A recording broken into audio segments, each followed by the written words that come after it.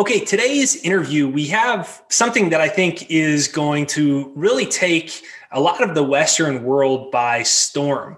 We've seen the Shark Tank investors even discussing this topic, and it's a trend that's only just getting going that I really think can be a fantastic investment vehicle on top of really healing a lot of the social issues and interpersonal issues that a lot of us are struggling with.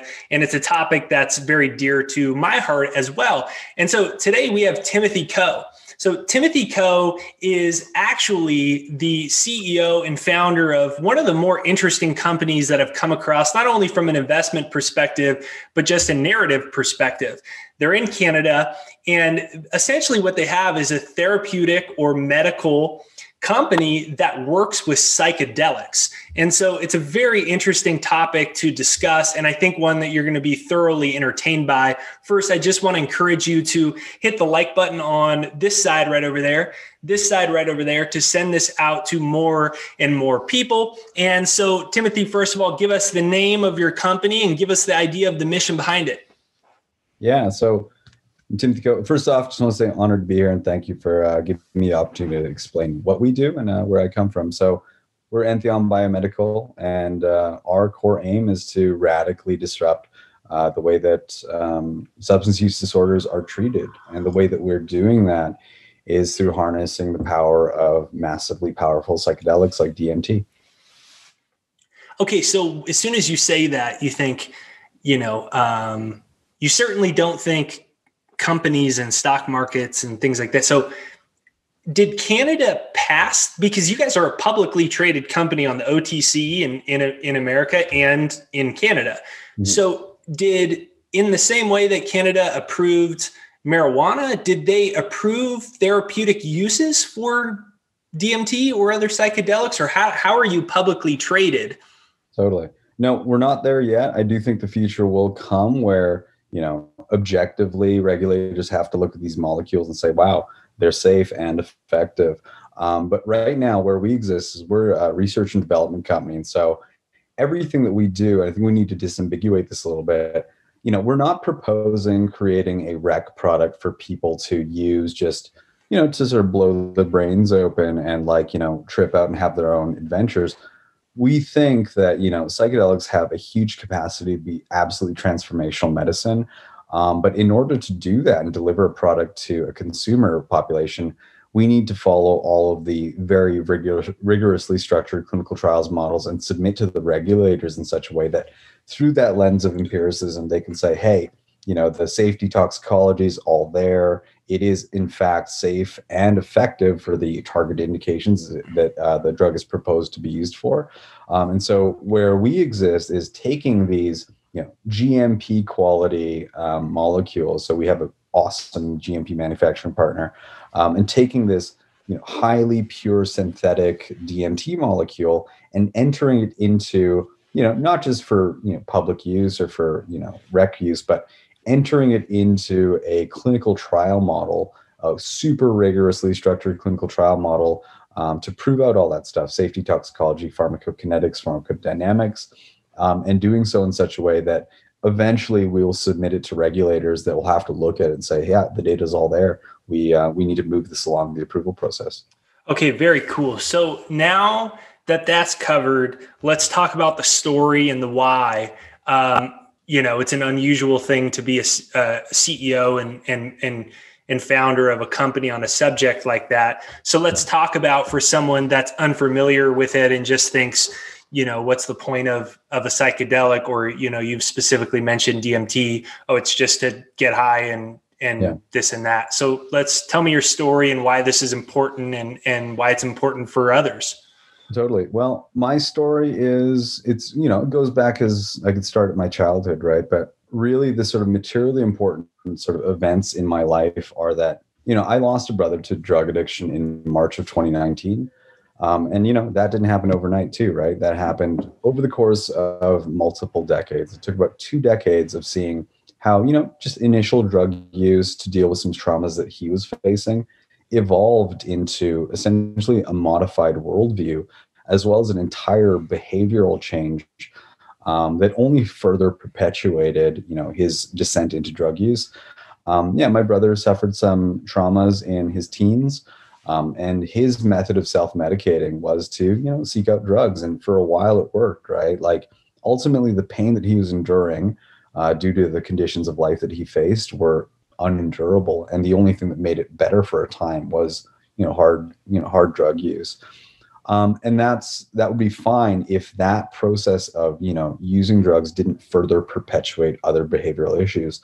And over time, I guess, as he used drugs more and more to cope, the base conditions of his life got such that they were chaotic, and, there were elements of shame that were generated that he needed to, further medicate, right? It does become a bit of a self-perpetuating cycle.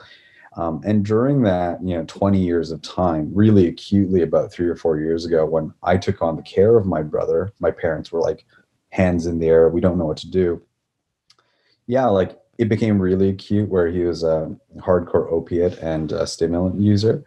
Like we tried to get him into, the best that money could buy, all the residential treatment programs, all the psychotherapists, essentially every drug that's known to humanity to treat drug addiction was thrown at him, whether it was all in combination or sort of disparately: methadone, Suboxone, antidepressants, anxiolytics, antipsychotics, mood stabilizers, medications for his sleep. Also, while working with psychotherapists, 12-step based recovery centers, all of it really trying to drive at that foundationally important question of what comprises your belief system? What makes you tick? Like, what are your barriers, right? Like, there are a lot of approaches that try to get to those core answers to access that inner wisdom. But due to the nature of, the complexity of his addiction issue, he couldn't effectively access that. And so we lost him to an addiction or to a overdose in March of 2019. And so, and that was the acute instance. But over the course of 20 years, we saw him in about 8 or 9 different drug treatment centers. I don't know how many hundreds of thousands of dollars we spent, and, countless hours anguishing, wondering if he was okay, if a phone call was going to be the ultimate phone call. And so, it was an issue that developed over time. And during that time, we did get exposed to the limitations of the conventional approaches to treating people like my brother. And my brother's story isn't unique. It's, it's recreated thousands, if not millions of times over.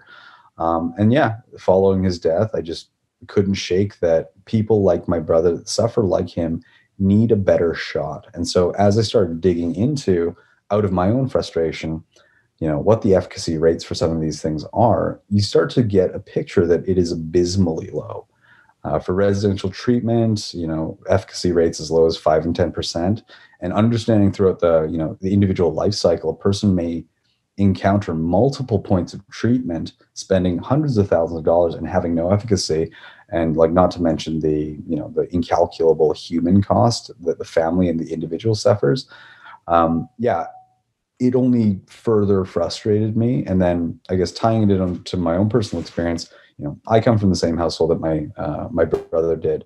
And so I had a lot of personal work to do myself. And about 9 or 10 years ago now, I was doing some pretty intense trauma therapies, but for whatever reason, I couldn't break through a wall that was created, a trauma wall. And I actually found myself in fight or flight for the better part of 2 or 3 years. Luckily, and totally by chance, someone introduced DMT into my life. And it really radically helped me to reconfigure my understanding of everything, right? All the things that were causing me pain, whether they were memories, attachments, traumas, relationships, these things that I was either unable to access or caused me so much distress that I ran from them. Under the effects of DMT, I was actually, for the first time in what felt like forever, able to access them in a environment that allowed me to not feel fear around them, but to actually access memory and feelings that I was suppressing. And so, those two things, like the frustration of losing a brother to addiction and my own anecdotal experience, aren't enough to found a company, right? So I made it my mission following my brother's death to really start to validate through expert opinion, can these molecules help people like my brother in resolving trauma? and, getting to those core truths so that they can live, radically transformed lives. And so that became the mission statement of Entheon, is to, validate how to help these people using psychedelics. And so that's what we did. And over the course of, up until this very moment, we've iterated down to what we see and has been sort of validated by experts as being not only a good path to helping these people, but, maybe the ideal molecular candidate and the method of delivery for, helping to elicit that really radical shift in belief that will result in, hopefully, a radical change in behavior. Yeah, so that's good stuff. You turned your mess into a message, into a really important message. Obviously, I think at the core, obviously we got a lot of problems in our world. We talk a lot about macro finance and the currency devaluation and the problems that causes. But to me, all of it is a symptom to, a genuinely mentally and emotionally unhealthy society. And then there's all these problems that arise from it. I actually have someone that I know that cured themselves of heroin addiction at an ibogaine treatment center in, I think, Tijuana, Mexico. And, obviously I've heard a lot of those stories too, so I'm well aware. And then, of course, many people that have just had experience that have been life-changing, but the real substance abuse issues, which obviously is a very big problem in our world, is substance abuse. So tell me, why specifically DMT? Your average person's awareness of that is Joe Rogan. I talked to aliens. So, having an experience with aliens seems not to match with a therapeutic approach. So can you elaborate why you chose those molecules? Yeah, totally. I think that the well-known experiential tie-in with aliens, that's certainly a component if at a high enough dose range, right? That alien characterization it's an easy one. It's a sort of cool meme. We've all seen the Rogan memes. But it's not necessarily the true characterization of what DMT encapsulates, right? So DMT, like psilocybin and sort of mescaline and LSD, all operate on a similar basket of receptors in the brain. So primarily 5-HT2A. So, the shared components of these molecules, mechanisms on those receptors is to create a whole basket of effects, right? Oceanic boundlessness, sort of the removal of barriers, a sort of openness and willingness to explore. And sometimes that's characterized by hard to describe visual stimulus like aliens or very complex, fractals and things like that. But the reality is that the really important part is, all these molecules essentially disrupt what is very conveniently called the default mode network, right? So the default mode network is essentially, I'm sure you're aware, essentially your default programming that dictates your belief systems, your reactions to life, the autopilot that is, governing for most people mundane events, right? Wake up in the morning, brew a cup of coffee, excited about this, not so excited about this, but stress levels within a tolerable range. For a specifically trauma affected or drug addicted person, that default mode network can have pretty deleterious effects, right? So wake up feeling really low, in a state of distress, not having optimism about the day, and believing yourself to be, not worthy of happiness or fulfillment. Those types of beliefs can really drive negative behaviors, where if the world is intolerable and you need to medicate for that, well, that only compounds the problem, right? That adds to that wealth of shame that might drive feeling of worthlessness. So DMT is effective, very effective in disrupting that default mode network, creating enough entropy where it could break a person out of their default belief systems, right? And enable things like, the recruitment of other brain areas so that you can have novel experiences around, old fixtures of your life, whether they're memory, relationships, attachments, etc. It gives you the ability to radically have new experiences. And sometimes you'll have radical new visual experiences like aliens and such. But, the reason why we selected DMT is that we understand it has those very necessary effects of dysregulating the default mode network, but doing so in such a way that, unlike some of the other long form psychedelics that can be anywhere from 4 to 6, 8, 12 hours long, DMT is very short acting. It could be as short acting as 15 or 20 minutes. And the benefit of that we see is that, the way that we're delivering it, which is intravenously administered, we see the opportunity for physicians as well as patients to engage in shorter, more controllable experiences, so that, from a patient perspective, if the ride goes too fast or becomes a little bit too distressing, with psilocybin or LSD, there is no way to say, hey, I need to stop this experience. And for a patient, that could become, potentially traumatizing or distressing. And for a physician, they don't have a means of stopping that experience. And so from a safety perspective, those long form psychedelics, though generally useful, do have the opportunity to become a time engagement during which negative adverse reactions can and will take place. With DMT, we have the ability to dose control and create a sort of custom time parameter where, instead of that long form psychedelic experience, can create a psychedelic experience ranging anywhere from 60 to 120 minutes or longer if needed. And if the patient expresses distress, saying, hey, let's stop the flow of DMT and bring that person to a functional baseline where they could say, hey, yeah, I no longer am visually disturbed, and I am at a functional baseline within about 15 minutes. So that's the reason why we selected DMT. Very interesting. I wouldn't have thought that. Obviously you said you need to deliver this in the most responsible and safe way possible. So that's an interesting component that would add. In America, I know and maybe in other countries, they've experienced or experimented rather with PTSD with troops using MDMA, and they probably have used other things more than I do on this subject. And they would administer therapy to them through it.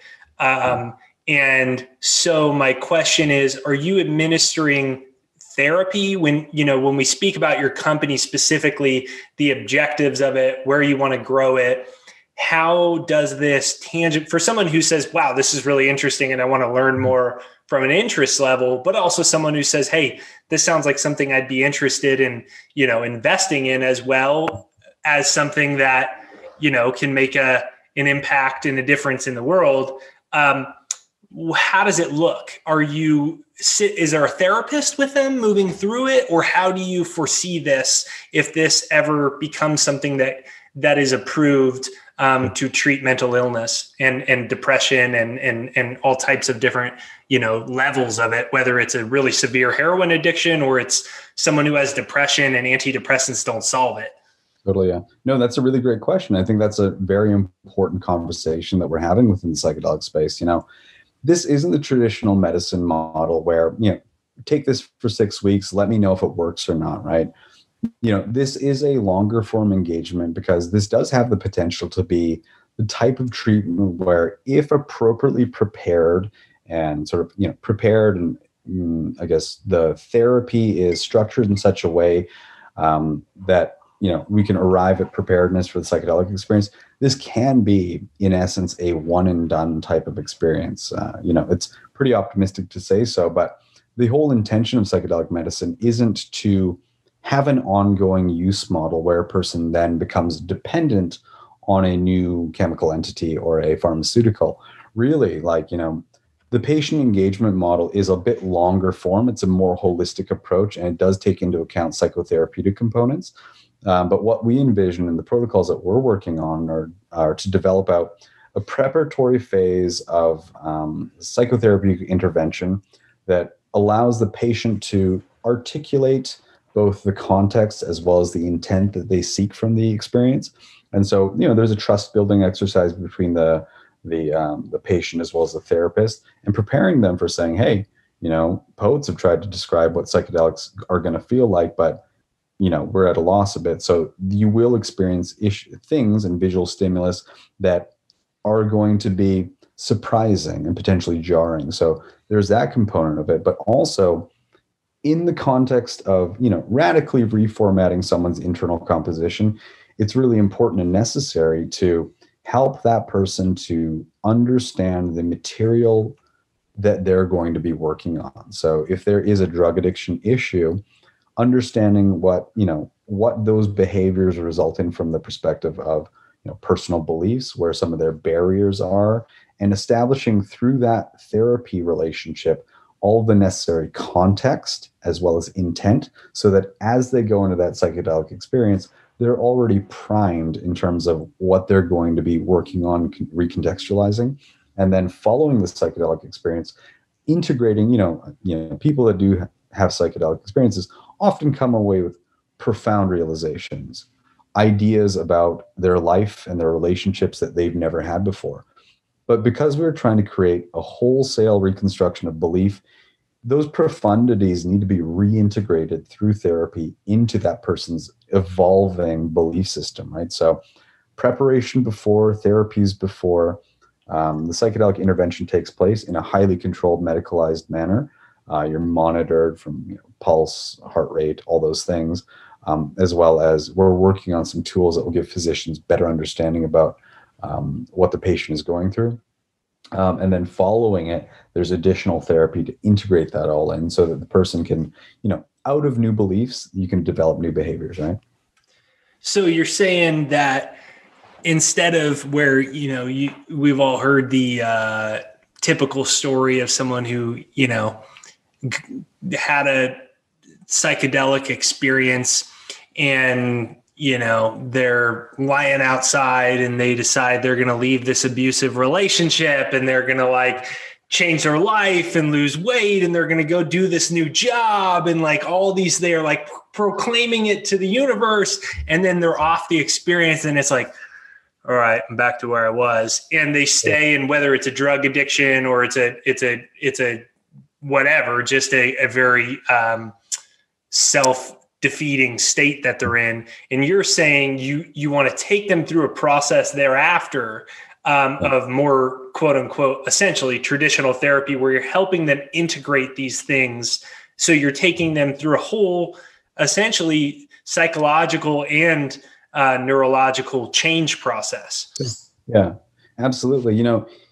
If the existential conditions are what drive us to engage in certain behaviors, you need to create a change in those existential conditions. And if that requires, further planning, exploration, as well as, restructuring, you don't want to just, epiphany alone isn't enough to elicit a change, right? If you go back into the same conditions that caused you to be miserable, then the likelihood is those same conditions will generate the same behavior once again. So following that, it's really important to integrate that and to have, sort of forward-going plans about how to implement those changes.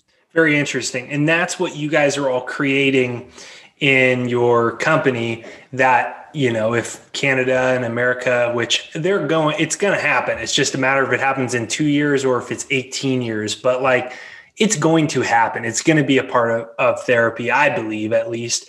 So you're saying you basically want to create a model that's already done and ready, that it's hey, we already have it. We have to show you the safety of it, but then an actual therapy model that we've developed too. And that's what you got. That's what your mission is. Am I understanding? Yeah, we're working on that. Really, from the perspective of regulators, we do need to ensure that the drug product does what it does, or does what it says it does, and does so in such a way that's safe. So, our focus is, of course, on the safety, toxicology, pharmacology, and all of those components that regulators will look at from a data perspective.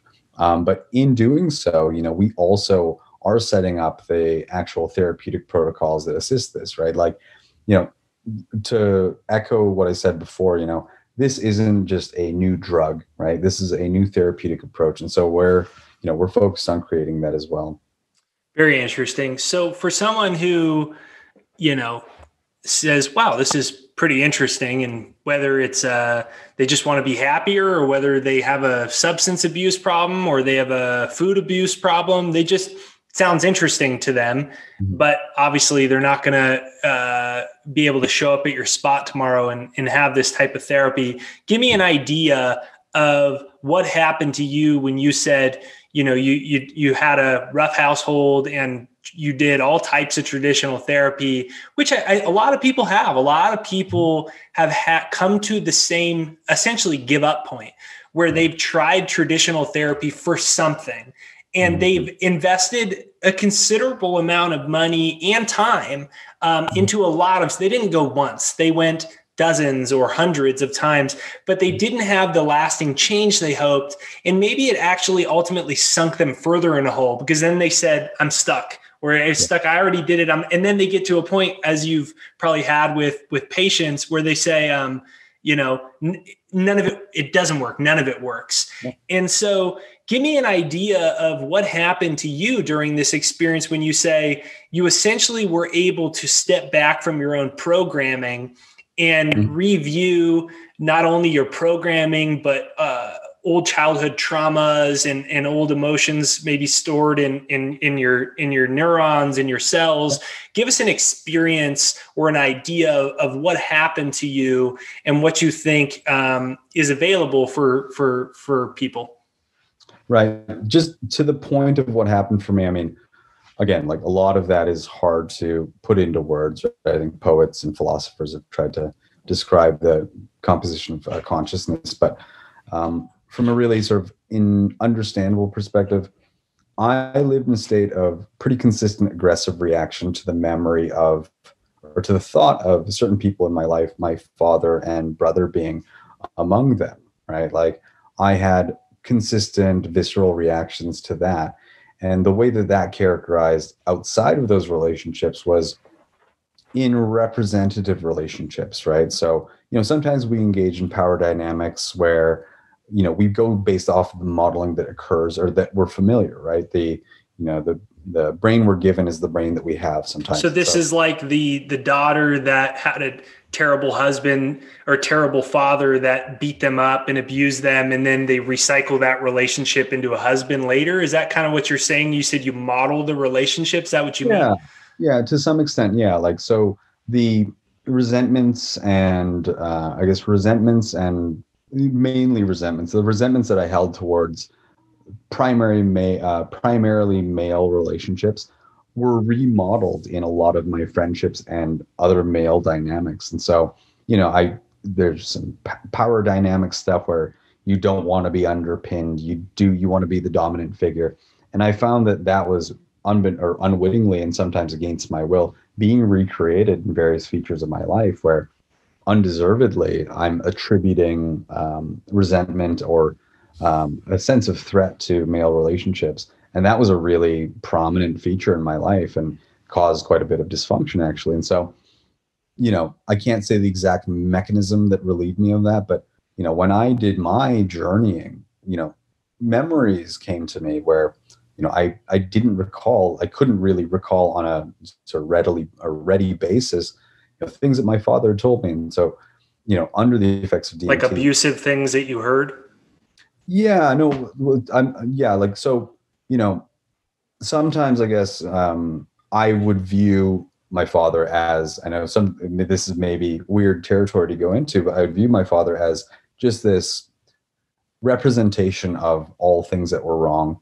And then under my own journeying, these memories came up where I recalled that my father actually lost his sibling to suicide, when he was only in his teens.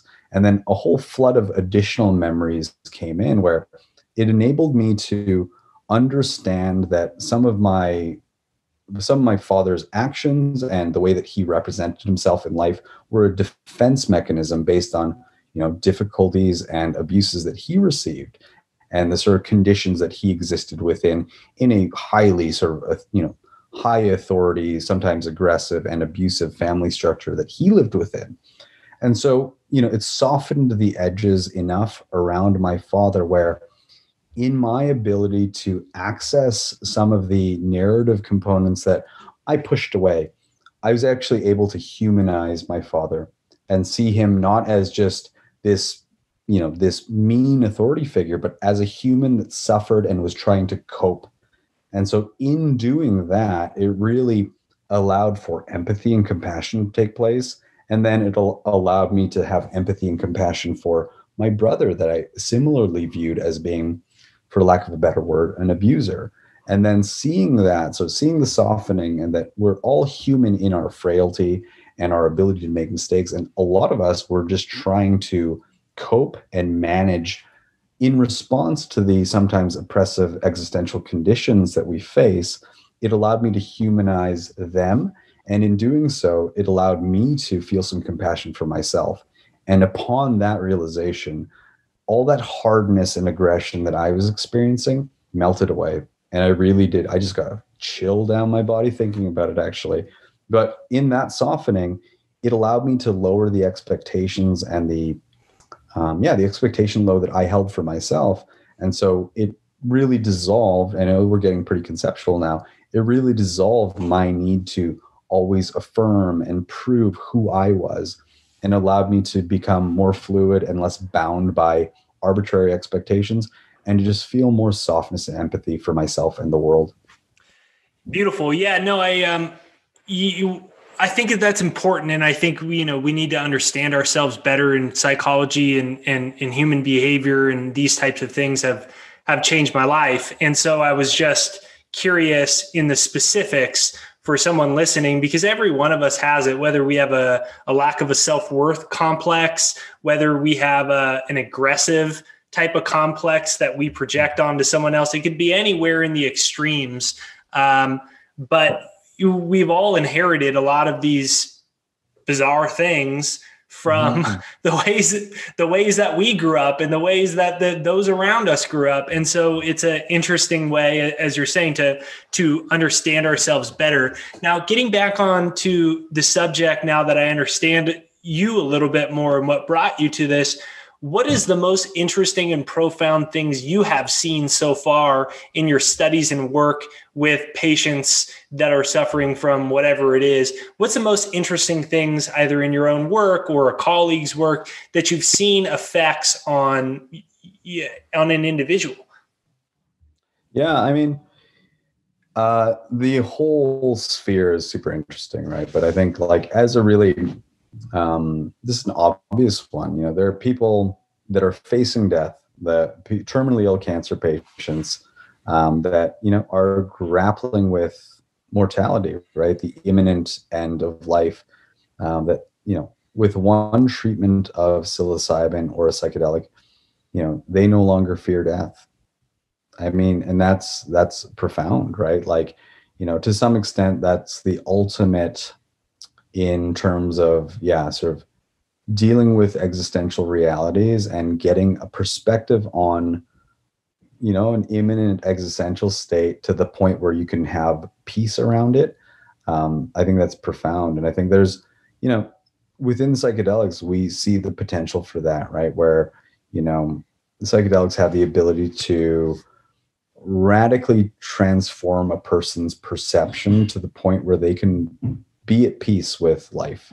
And I think that's, it's a very broad strokes type of observation, but, in the world of, addiction or depression, things that are underpinned by, maybe difficulty in accepting the realities that of our own history or about who we are, anything that can help elicit a sense of acceptance and peace around stuff, I really do think can address that larger societal question that you mentioned, that, like, what makes society as it stands right now tick in such a way that so many people are dissatisfied? And I guess that's why Bill Hicks used to always joke and say that anyone who runs for president should have to eat, what did he say? They have to eat a heroic dose of mushrooms and we'd have these fundamental shifts in the politicians that are in charge. I think that the fear of death obviously that's a big one that ends up being an issue for a lot of us in our lives. Now, on the subject of people that have come in with different drug illnesses, what type of either things you've directly worked with or colleagues, and through your own research, what are common or similar types of drug addictions that you've seen? Have you seen cures where people have gotten sober from heroin, from crack? Are we talking opiates? What types of things do you believe that this can help? Yeah. So, ultimately, a lot of that work needs to be proven out in that, sort of highly rigorous clinical model. But from an anecdotal perspective, I know personally people that have used ayahuasca, and DMT is the active in ayahuasca, to overcome heroin addiction. And I guess it comes down to a fundamental understanding of, like my brother and people I know at various points in their addiction life cycles, for a time they might be heroin users, another time they might be methamphetamine users, and another time they might be poly drug users. The reality is that what underpins that, it's not so much to do with the specific effects of a drug. Ultimately, going back to that thing about fundamentality or whatever, there is something complex and deeply rooted that is essentially, seeking an answer. And sometimes that answer is heroin, sometimes it's fentanyl, sometimes it's, amphetamines. Ultimately, we believe that psychedelics, and DMT specifically, can be used to treat any addiction, really. Anything that a person is in flight from and is seeking a drug as an answer to. Now, we believe that we have the ability, or we have the opportunity, to radically reconstruct that internal composition. So whether it's heroin or amphetamines or crack cocaine, if you can answer that core question and really sort of work on the foundation, then the house will stand. Right. And then that gets us into, even more interesting questions. Sometimes it's not as severe. So or due to your conditioning, you don't go to drugs. So instead of heroin, it's that you're a control freak. And it's to the point where, you have so much anxiety that it's destroyed your life, right? And sometimes that manifests in physical ailments, right? Then we have, maybe you're not a control freak and you're someone that stays in an abusive relationship your whole life. And that's how it manifests. And so what your work is about, if I'm correct, is it's really getting to the core of why we are the way that we are. And in the same way we upgrade our computer software, it's deleting the old viruses and updating our software for a world that is more built around well-being and self-knowledge. Am I correct? Yeah, I would say so. I mean, that idea of defragging your hard drive, I think that's a really, really useful analogy. It's, I think we arrive at many decades old, and our operating systems are carrying a lot of baggage and a lot of inefficiencies. I think occasionally you're right. It's good to defragment that, or delete the folders that aren't useful to us anymore, and to upgrade, right? And really start from a foundationally grounded position where we aren't weighed down by the traumas and things that make us engage in behaviors that aren't useful to us, and really start from a clean slate. So then let me ask you, are there any countries that are ahead on this? Is Canada leading the way? Is there a random country in Europe or Asia or Africa or South America that's moving along on this further? Yeah. Canada is, I'm proud to say, I think, leading some of the charge here.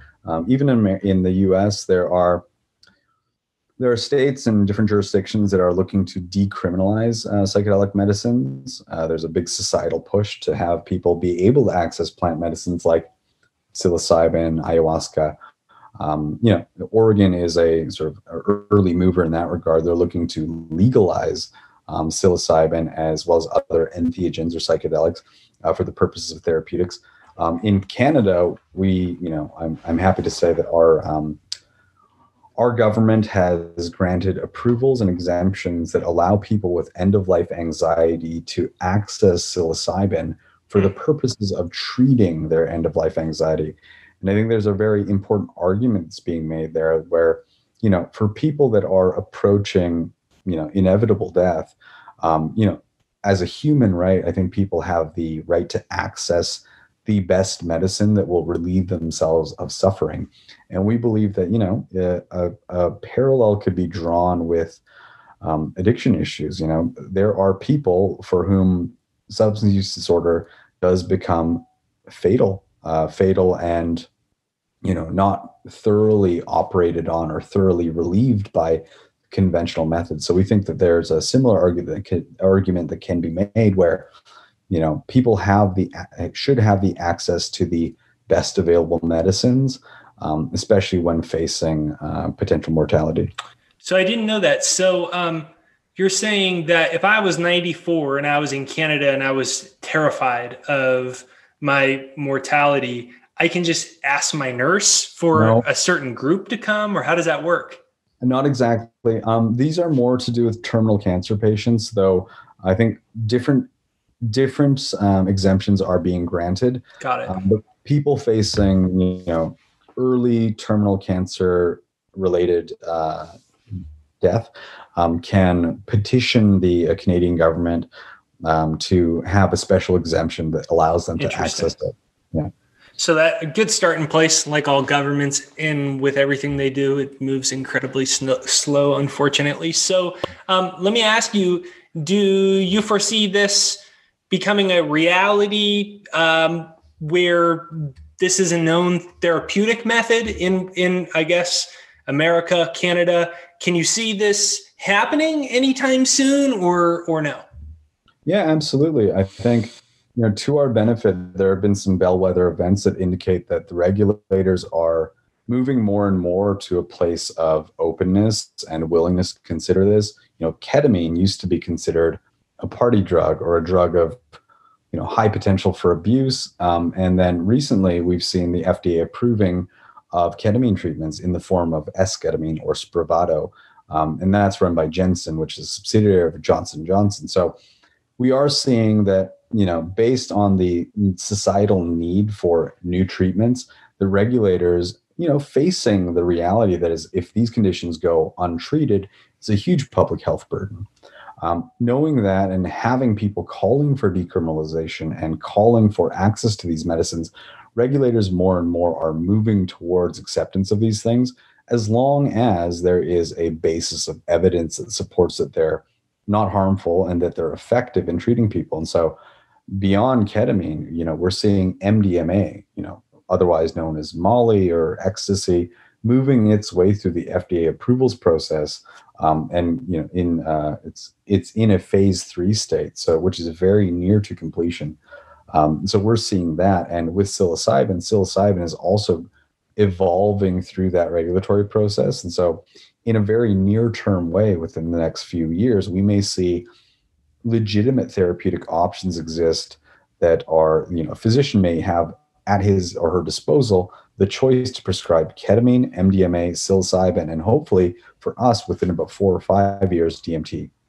Interesting. So that must have been where I read it, because I think I read in it. I know they've been doing those PTSD work with veterans using Molly in America, and I must have read a story, like a profile of a soldier that had PTSD whose life was changed by it, and maybe that's how I originally heard of that. So, do you think, in kind of conclude, I know I've had you for a long time, so I apologize, but this is this is really interesting stuff, and I'd like to get the word out for what you're doing, and I'd love to see that in our world. I have a 6-month-old daughter, and I think the mental health crisis, and not just mental health crisis, but our general lack of self-esteem, understanding of who we are. I think all of these things are detrimental, and I would like that to change. And so do you think that because there's the decriminalization component where I believe it's the Netherlands that says, hey, we have a decrease in drug related, violence and things like that because of decriminalizing it. And so then there's, the argument that they're probably making an organ is from that perspective. But I'm curious from the therapeutic perspective and where you come into play with, hey, look, here's all these amazing things that have happened to people. We've closely monitored X, Y, and Z. So do we need decriminalization before there's a therapeutic component? Or do you think that therapeutic component can be coming here in the near term without that? Yeah, no, I think the really great question. That is a conversation that's taking place about, whether decrim hurts or helps ventures like mine. The reality is that the path that we're taking doesn't require decriminalization. Ultimately, we will be presenting our clinical trials to the Health Canada, FDA, EMA, with the intention of having them approve it based on its merits as a prescribable drug product. But where I do see the benefit of decriminalization is that, like you said, these drugs, for the most part, are safe or safer than some of the drugs that exist illicitly. And the reality is that, like, by criminalizing some of these drugs, especially for people that are trying to help themselves with regard to psychedelics, you're only causing greater trauma and societal ills, right? And then even with regard to things like heroin, crack cocaine, etc., we've seen a lot of working models in places like Portugal and elsewhere where, by not criminalizing drug use, because ultimately drug use sometimes is, a self-medicating exercise for people that are just beyond the threshold of what they can tolerate. To further criminalize that and oftentimes criminalize poverty is, it's not beneficial to society, and it doesn't result in, I guess it doesn't result in healing, right? And so ultimately, by decriminalizing and not incarcerating people that, use drugs, I think you're limiting some of the damage, and then also directing them and giving opportunities to find different means of sort of healing. So rather than relying on the carceral or the penal system to deal with people that have complex issues, rather, direct them to the appropriate services so that they have better chances of, improving their lives and finding stability. So perhaps instead of whatever's going on in their life, instead of smoking crack, perhaps there could be a redirection to them to have these types of therapeutic experiences that companies such as yourself are developing that, as you said, could lead to healing. Yeah, we would hope so. I mean, I certainly think that psychedelic therapeutic intervention is head and shoulders above incarceration as an option for treatment. Beautiful. Yeah, very interesting stuff. For someone that's interested in learning more, give us an idea of what you got going on, where people can find you, where people can know more about your business from an investment perspective as well. Yeah, we're trading on the CSE under the ticker ENBI. You can also find us on the OTC, ENTBF in America, and then on the Frankfurt Stock Exchange under 1XU1. But if you want to learn more about us, please visit us at entheonbiomedical.com. And follow our socials. We've recently made some pretty interesting acquisitions and partnerships that we are really excited to share the developments around. And as this interview has, demonstrated, it is a very complex story, and so we would love to have people in the stream of new information as we create it, because we are working on some pretty novel ways of developing tools for physicians and patients, not just dealing with the psychedelic experience, but in the assessment and, using genetics as well as brain imaging to develop tools that could better assist physicians in dictating what course of care is appropriate to the individual. So a lot of exciting developments to announce, and we'd love to have your audience be in the stream of that. Cool stuff. So I'll put the link right there down below for everyone that's interested. We'll put also stock symbols down below for those that are interested in the investment, and appreciate what you're doing. I think outside of, we talked a lot, and it's probably the way to enter the more mainstream public conversation is through treating drug use. But, we also we're at record levels of mental illness and just general mental health issues that, whether it's pro athletes now beginning to slowly talk about, or it's your average just individual that realizes they have serious depression issues. Unfortunately, a lot of the traditional methods have failed. There's a lot of people that are on a lot of drugs that either aren't helping or they aren't allowing them to have a radical breakthrough.